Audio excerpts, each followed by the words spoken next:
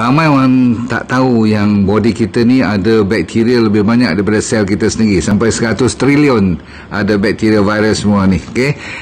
Sel kita cuma 40 trilion. Berarti dia orang lebih banyak pada kita. Kenapa Tuhan jadikan banyak pada kita? Sebab dia ada kerja yang untuk jaga otak kita, untuk jaga usus, terutama sekali tidak ada masalah leaky gut, masalah organ-organ besar-besar seperti liver, buah pinggang. Yang penting sekali saluran ataupun lining lah ya.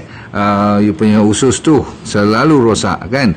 Masalah kulit kita pun ada kaitan dengan kita punya bakteria. Bakteria ni mainkan peranan hampir keseluruhan. Jadi kalau kita tak jaga dia dan kita tak mencukupi makanan dia, susah. So prebiotik kena cukup, probiotik kena cukup. Lepas tu body kita kena detox selalu.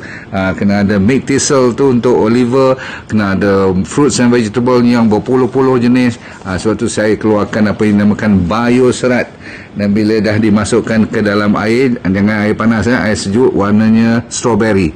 Sedap bukan main. Okey.